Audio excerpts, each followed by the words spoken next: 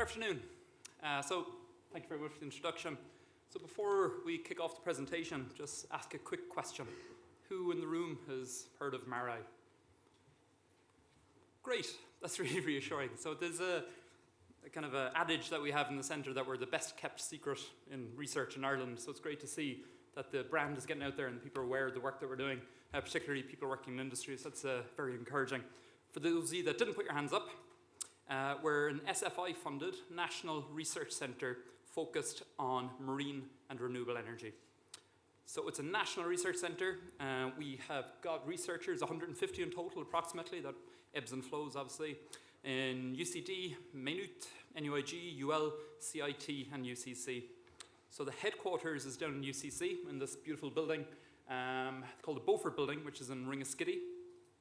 And within that building, we've got a group of about 30 to 40 working in offshore renewable energy. And we work under the guidance of Dr. Jimmy Murphy, who hopefully some of you know. And we work in the areas of offshore wind, wave, and tidal energy. So obviously we're just going to focus in on the offshore wind aspect, given the forum that we're at today. So just going to give you an overview of the journey that offshore wind research in the MARI Centre has come along since 2009. So back in 2009, Dr. Murphy made a fairly definite decision that we wanted to do more in offshore wind energy. So historically, our research had been in wave and tidal in the old HMRC under the direction of Professor Tony Lewis, who again, hopefully some of you know. So at that stage, the global offshore wind industry was worth about 1.5 billion. And the first foray that we had into European offshore wind research was a project called Eureka, which is looking at the sustainable development of offshore wind. So it was gathering a lot of data about supply chain and about local information about different sites around Europe and putting it into a GIS. So it was a tool to aid the sustainable development of offshore wind. So we had a small role in that. We were task lead, and it was a relatively small project by European standards of 4 million euros. On the back of that, we got into the European Academy of Wind Energy. This is an academic network, so research institutions and people teaching in wind energy. It's their networking and lobbying group within the European Union. Following on from that, we were work package lead in a 12 million euro project called Marina Platform. So moving up in the ladder of responsibility from task lead up to work package lead. And that project was looking at the multi-use of platforms. So this idea of, well, if you're putting a wind turbine out there, why not put some wave energy devices or a tidal turbine on there? And also the multi-use of space. So when you're cordoning off this area, if you're a wind farm, the potential for using fisheries, aquaculture, even tourism out there. And the work that we were focused on was the techno-economic assessment of these concepts. So looking at how wind and wave technologies play together in the chosen environment and seeing what the synergies or drawbacks were. Following on from that, we joined Wind Europe, who you all probably know. You're probably looking at a lot of members of Wind Europe. So it's the European version of IWEA. And they've got a conference every year in Hamburg. I think there's about 15,000 delegates out there. It's fairly massive if you're not involved in them. We then were coordinators of a project called Lean Wind. So coordinator is the top role in a European project. So just on the transition. And again, a bigger project, 15 million euros. And what that project was looking at is cost reductions. So looking at offshore wind energy and coming up with ways to reduce the cost.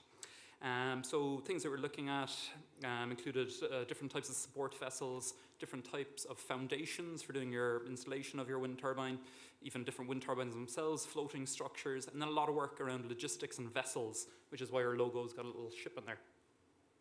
Then we joined ERA. So this is the European Energy Research Alliance, joint program in wind energy. So this is a research coordination body. So anyone in Europe that's doing research in wind energy in industry or academia is involved in this. It's a very hard group to get into. You've got to kind of prove your track record. And they're very influential on European funding mechanisms. So there's the H2020 and FP9 is on the horizon. So they're quite influential in the text that gets included in those. And that brings us to 2018, where the industry size is about 20 billion. You can quibble about these figures, but these are from Wind Europe, so I guess they're pretty decent. So that's what we've been up to really over the last 9 years. So it's building a network through the thing up the top and building project capacity through the logos down the bottom. So now we're in a really good position. We've got a very strong research capacity, and it's setting us up really nicely for the developments that we're talking about here today. So just to touch on some of the research areas, as I said, we've got 150 researchers, so there's a lot going on. But just to touch on some of the research areas, we We do work in site assessment. So this is looking at the constraints of the local sites, pipelines, unexploded ordnance, water depth, soil conditions, GIS mapping, bringing this geographical information into some kind of a software that you can actually use and interrogate. The multi-use of platforms, as I mentioned, on the Marina Platform project. Also, blade reuse. This is going to become a major issue in 10, 15 years, is what we're going to do with all these wind turbine blades. So we're involved in a very nice SFI project looking at the end-of-life options for wind turbine blades. Also, condition monitoring, so taking SCADA data from operating resources and trying to use that to work out when your turbine is going to fail or if there's any problems happening with the turbine. Also, numerical hydrodynamics. This is numerical tools looking at the movements of floating bodies. O&M planning. So we're developing software to assist with the operation and maintenance planning of offshore assets. So the work that we did in Lean Wind showed that your O&M strategy can make or break a floating wind project. So that's quite an interesting area of research. And then a big focus also was stakeholder engagement, but with industry, like you find people out there today, and also the local communities that will play host to these installations, be they local coastal communities or fisheries, etc. Also, structural design. This work is mostly led out of NUIG under Jamie Goggins. Resource assessment for wind, wave, and tidal.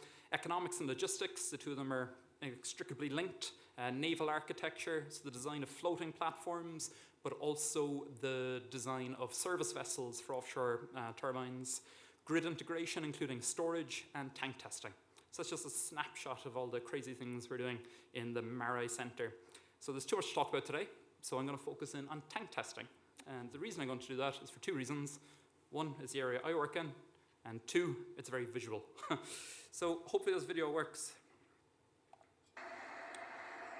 Well, I guess the audio isn't great for you there, but.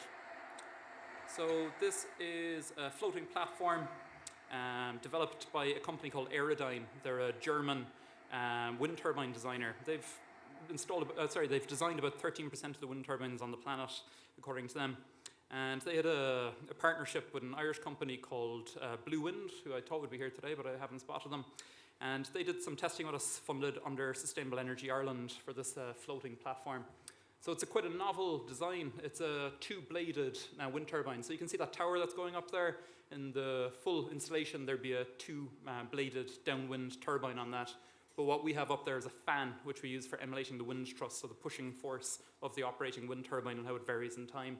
You can see the yellow floating section. This model has got a single point mooring system connected to the front leg. The idea is that the entire platform can yaw about a single point. And yeah, that's what we do. We put these models in the tank. This one's at a scale of 1:36. Just to give you an idea, the length is about 2.5 meters in length. So we put it in the tank, we hammer it with different waves, we see how it performs. So things that we're looking at is the motions of it in the tank, the mooring line loads, the production of the wind turbine, the response of the wind turbine to the atmospheric wind speed variations, and also the hydrodynamic component of the wind speed variations. And yeah, wave heights as well. We got a collection of wave probes down here, which are collecting wave height data. And then the next video is just back here. There's a little camera, a little GoPro. Oh, I deleted that video apparently. So anyway, that's the final operating Aerodyne platform. So they tested with us at a scale of 1:36, and then about 12 months after they were in with us, they built this 1:10 scale model in Japan, and that's currently operating in the seas off Hiroshima, I believe. So it's quite nice to see the transition from tank testing to real world. Oh, here's the other video. Great. I bet you're delighted. So this is the GoPro in the back. So just point out a few things. There's my son's Lego Duplo man is sitting up the front there. The reason he's there is for scale. At full scale, he'd be 6 feet in tall. He'd also be 3 feet wide. So not a very... So yeah, there you go. So just to give you an idea of scale, you can see these little balls. So these are little reflective markers that we attach to the model. Then we got a series of cameras up in the ceiling. What they do is track the motions of those balls, and then we can infer the motions of the entire platform. Yeah, so then you can see there's a whole bunch of wires here coming off it. That's taking off different sensors for the line loads. And we can also look at the structural fatigue and pressures inside in the platforms if we wish. So that's what we do. And not to be outdone, the guys from Aerodyne, about 6 months after this was installed in Japan, they came back to us with this, which they call Nessie 2. So it's same floater with some slight modifications on it, But what they're looking at doing is having 2 turbines on a single platform. So each of these turbines at full scale would be 7.5 megawatts. So it means that, bam, you're straight up to the 15 megawatt range. So a single installation with 15 megawatts on it. So we're testing this in the Lear National Ocean Test Facility, which is one of the testing infrastructures available through MARI. So just to point out a few features, we got 2 fans this time, 1 fan for each turbine. And we've also got a rotating weighted beam up there to simulate the gyroscopic loading of a rotating rotor, which is very important for floating platforms.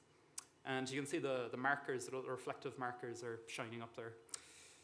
So that's what we do. We do the physical testing, and then we do complementary numerical modeling. So we recreate everything that we do in the tank numerically, and then what we do is we do some validation. So what happens is the physical model tells you part of the story, the numerical model tells you another part of the story, and you don't understand the full story unless you listen to the 2 of them together. So that's what we do down in Lear and MARI. So we got a really busy year next year. We're testing these 3 platforms under 2 EU projects we're involved in. First one is called ArcWind. It's an Atlantic, Interreg Atlantic Area project. A company called Esteco from Spain, and Saytec, also from Spain. And then this one is these are 2 commercial concepts, and this one is a research concept. It's quite nice, actually. What we're going to do is we're going to build this platform, and we're going to test it at 4 different wave tank facilities around Europe and see how the results compare. And it'll give us a really interesting insight into the experimental bias, but maybe that's not so interesting. And then this one over here, the Esteco one, it's a pendulum stabilized Spire foundation. So you can see this big lump of weight down here connected with chains to the floater. So it's all about lowering the center of gravity. And then the Saytec one is a semi-submersible platform, similar to the Aerodyne platform in that it got a single mooring, turret mooring point, so it allows it to yaw in the wind. Okay, so that's tank testing. So now I'll talk about all the other areas. No, I'm joking. So one project that we have that touches on a number of these areas and is worth mentioning is AirWind. This is a Science Foundation Ireland funded joint industry project. And it touches on site assessment, GIS mapping, resource assessment, governance, logistics, economics, grid integration, stakeholder engagement, O&M, planning. So we actually have a number of the researchers here today. We got Yvonne down the back, who is working on the stakeholder engagement side of things, so engaging with industry and local stakeholders to see what the opportunities and the barriers are for the development of offshore wind in Ireland. We have got Zoe down there, who's working on the governance side of things, so looking at the different policy and supporting policy that we need to get sites shovel-ready, really, in the country. We've got Teeny down there, who's working the GIS side of things, so gathering all the available data that we have for wind, wave, tidal, bathymetry, soil types, and putting it into a nice interactive GIS. So the project, as I said, is a MARI-funded SFI project, and the focus is examining the barriers to and opportunities for offshore wind in Ireland. It's a multidisciplinary project, so we've got all the lovely people working in the MARI Centre, but it's also drawing in expertise across UCC. The geography department and the geology department are involved, the legal department and sociology. So it's real, taking all the critical mass that's been built around UCC into this lovely joint industry project. And the important thing is that it's industry-led, and we've got some lovely industry partners, 10 in total. A lot of these people are here. I've seen Nia from DP out there somewhere. There she is, hello. And Angela from Brookfield is hiding around somewhere. There she is, hello. And a few other besides. So if you're good at counting, you'll notice there's only 9 there, whilst we've got 10 partners in total. So there's a question mark. So we just signed up another partner about 2 days ago, so there'll be an announcement on who that partner is in the coming days, so watch this space. Just to wrap up, we are hosting, as I said, we've been involved in networking and research, so it's kind of 2 parts of what we do, building a network, building research capabilities. And next year, in June of 2019, we're hosting this major wind energy science conference. So this is going to bring wind energy scientists and engineers from across Europe to Cork for about 4 days in June. And we are going to have 8 parallel sessions, and there's going to be about 500 speakers over the course of 4 days. So it's a major conference. We're hoping to get between 700 and 1,000 delegates. So it's, you know, the place to be for wind energy science next summer. As I mentioned, we got 8 themes in total.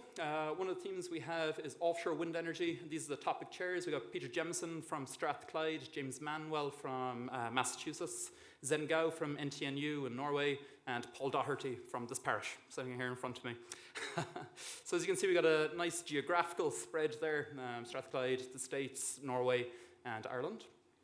And during the Wind Energy Science Conference is going to be a mini symposium hosted by Dr. Val Cummins. So she's one of the project leads on the Airwind project. So during the Wind Energy Science Conference, there's going to be a session dedicated to Airwind. There'll be 5 20-minute presentations from all our lovely researchers. So it'll be a real opportunity to dig into the opportunities and barriers to the development of offshore wind in Ireland. So hopefully you can make it. There's some flyers over on the table if you want to pick them up to learn more about it.